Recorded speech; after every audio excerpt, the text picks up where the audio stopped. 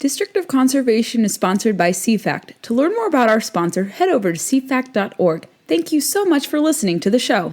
Happy Monday, everyone. Here is a brief episode today to discuss 3 important trade shows or events you ought to attend in and around Virginia or across the country. I'm going to largely focus on Virginia Lobby Day, which is happening a week from today, which I'll sadly have to miss since I'll be in Vegas for SHOT Show. This upcoming weekend is the Virginia Fly Fishing and Wine Festival, and SHOT Show will be shortly after that in Las Vegas, Nevada. Despite people circulating rumors that the show is not taking place, it is still happening. It is still going and proceeding forward according to the event organizers, and I'll be there on the ground to cover it, usually on Martin Luther King Day. The Virginia Citizens Defense League, much like other groups here in Virginia that are not gun organizations, host what we call Lobby Day. I think many of you are familiar with Lobby Day. It's a day where you, a regular citizen, can go meet with your state lawmakers in your respective state capitals. Here in Virginia, our capital is Richmond, and you can go and talk to them about upcoming legislation, pre-filed legislation. You can ask them to support or oppose different pieces of legislation. If you have a relationship with the member that you're meeting with, whether in the state Senate or the House of Delegates, you can go and catch up with them.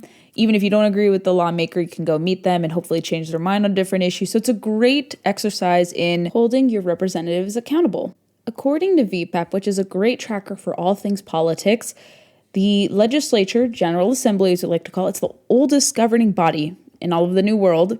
It's over 400 years old.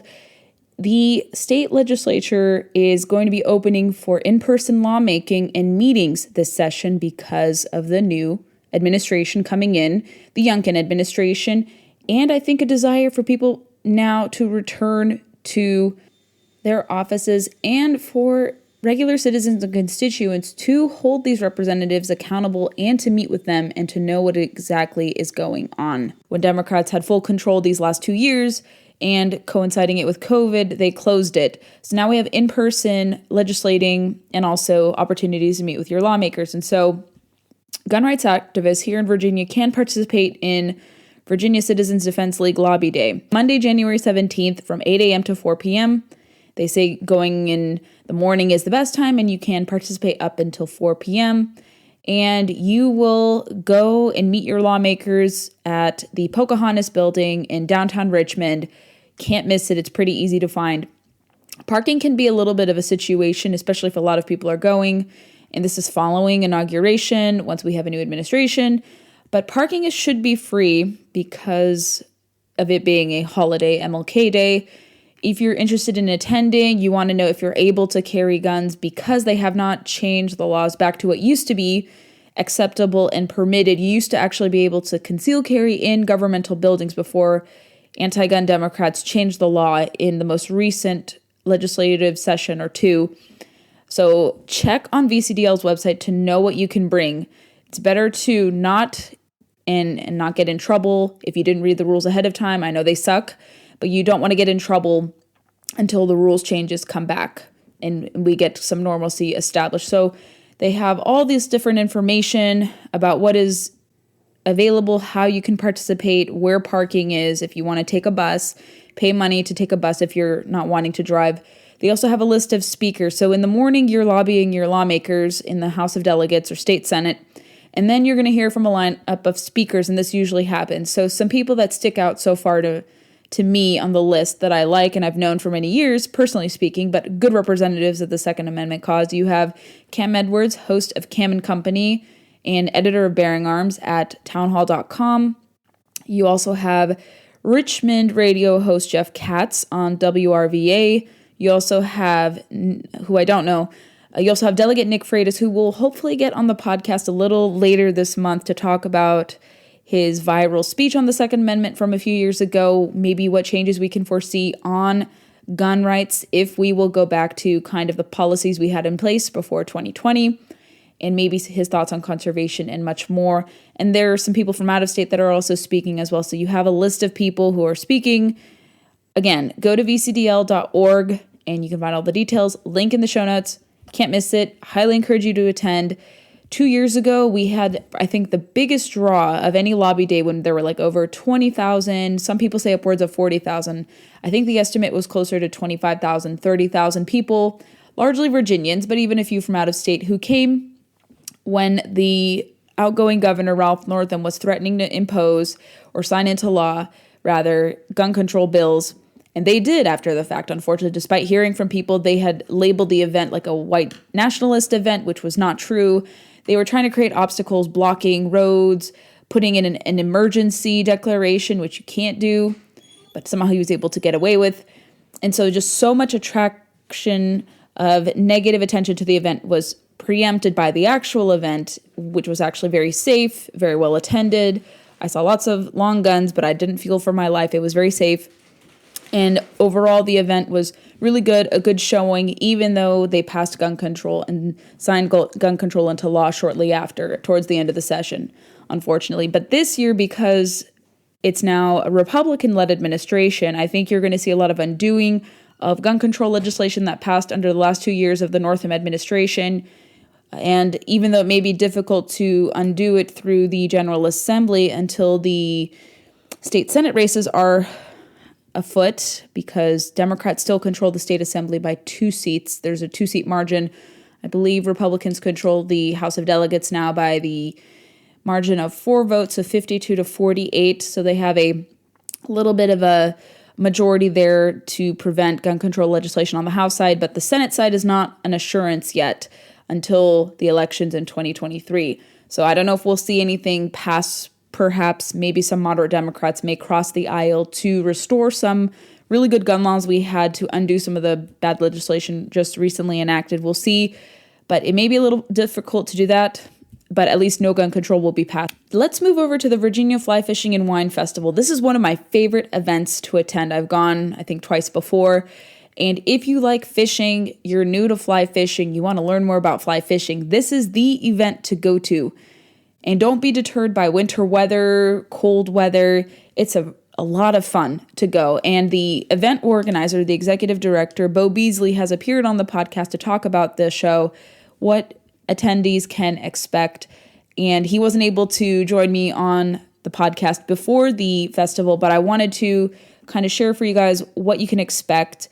To attend the show, it's actually quite affordable. It's like $20. And with your price, you essentially get like a wine glass that you'll be able to sample all the wines and alcoholic beverages to your heart's desire. You can also attend, if they're not already sold out, different seminars to learn how to do fly casting, fly tying, learn different techniques to fish different waters and species.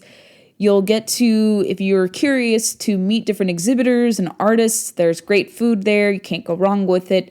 So you'll see people from in and around the Commonwealth of Virginia attend. And actually, the show has become quite a regional draw. And we're even drawing in people from the other side of the country, from the West Coast, to the trade show as well. And I think even people from Canada as well. So it's a great show, a lot of fun. You get to try some great wines from Virginia and from outside Virginia. And it's very family friendly. No pressure to go to the show. It's going to be held from this Saturday, the 15th through the 16th. I will be attending the show. If you want to connect with me there, I'm supposed to meet with a few people, and I'm going to cover the event using my new GoPro Hero 10. Really excited to test that out. I will be there the Friday before for a women's Making Wave event on the 14th. So ladies who are going to that, I look forward to seeing you there. And then I will attend the show on the 15th, weather permitting and no conflicts, or if I don't get the lottery tickets to inauguration. I don't know what the status of that is, but I'm foregoing covering the inauguration since I'm a freelance reporter, not one that is directly tied to a town hall. I'm more of a freelancer with them, so I didn't want to take away a press pass request from someone from a more established media source, and that's okay. But I'll have plenty of opportunities, I think, to interview the incoming governor and his people from his administration. You can head over to vaflyfishingfestival.com to learn more about the festival. You can buy your tickets online, you can register for classes, and you can also buy tickets at the door. I've done that before, super convenient to do, no problems there. The sponsors of the show, TakeMeFishing.org, is a great organization. We love Take Me Fishing here on the podcast. I know people there, phenomenal. There's also Harmon's Log Cabins out of West Virginia. You may be familiar with them. Trout Unlimited is also a sponsor.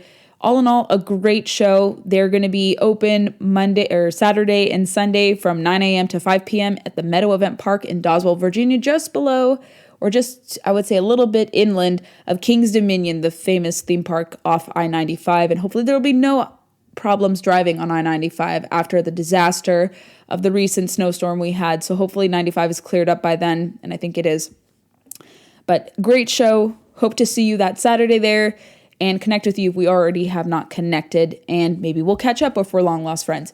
But a great show, and you can go there, like I said, also on the 16th. And briefly, SHOT Show in Las Vegas. After a 3-year absence, I am very excited to be returning to SHOT Show. I started to cover the show in 2015 when I was just doing blogging with a blog that I used to run with my sister called Countercultured. And to be able to have the opportunity to go to this show, which is the preeminent trade show for firearms hosted by the National Shooting Sports Foundation, was really eye-opening and such a great opportunity for someone like me when I began in my freelancing career. And across the years, I've gone several times. I missed it in 2016, then I went in 17, 18, and 19. I skipped it in 2020 and 21, obviously because the show was canceled in 21 due to COVID. And I'm going to be returning now again after a 3-year hiatus. So there's going to be an expansion of the showroom from what I understand. A lot of people have spread some kind of misinformation about the show and its status. They were looking to CES and saying, well, it's dismal attendance, therefore SHOT Show won't have that. But different organizers from NSSF who host SHOT Show in Vegas have reassured attendees that nothing has changed. The show is going as planned. There are mask mandates in effect, which I know are not popular. I personally don't like them, but I prefer that over a vaccine passport. And you can always go outdoors. There's a lot of outdoor space. So if you feel exhausted from wearing your mask, you can take a break, go outdoors. That's what I plan to do, to not have to suffocate wearing a mask all day. But you can time and be effective there. And I think it's still going to be a fun show to attend. Kind of some goals I have. I am going to talk to some friends from different exhibiting companies about different products relating to firearms, trail cams. I'm actually really looking forward to 2 events too. I will be definitely attending the Governor's Forum on the 19th, and it's featuring a whole swath of pro-Second Amendment governors, largely Republicans from different states where businesses have moved their operations to more gun-friendly states like Tennessee, Georgia, things of that sort. There are a lot of governors slated to attend, some very popular governors, names you guys will all be familiar with. So I will cover that in article format. I'll try to get some audio to transmit to you guys here on the podcast. And also for all you budding outdoor communicators, SHOT Show, we at the Professional Outdoor Media Association, shortly after the Governor's Forum, I believe it will be at 2 p.m. local time, in one of the Palazzo rooms in the Venetian Convention Center. I can send you all the details if you guys are curious. We're going to be having a press conference about the organization, and I don't know exactly what is happening then, what we're discussing at the press conference. Even though I'm a board member, I should know, but I haven't heard the details of what our press conference entails. Those are a lot of fun. Refreshments are always available. If you want to learn more about POMA and outdoor communications and outdoor media, definitely attend that. But I will be at the show from the 18th to the 19th. I fly back to DC on the 20th, so I will be arriving that Monday, the 17th.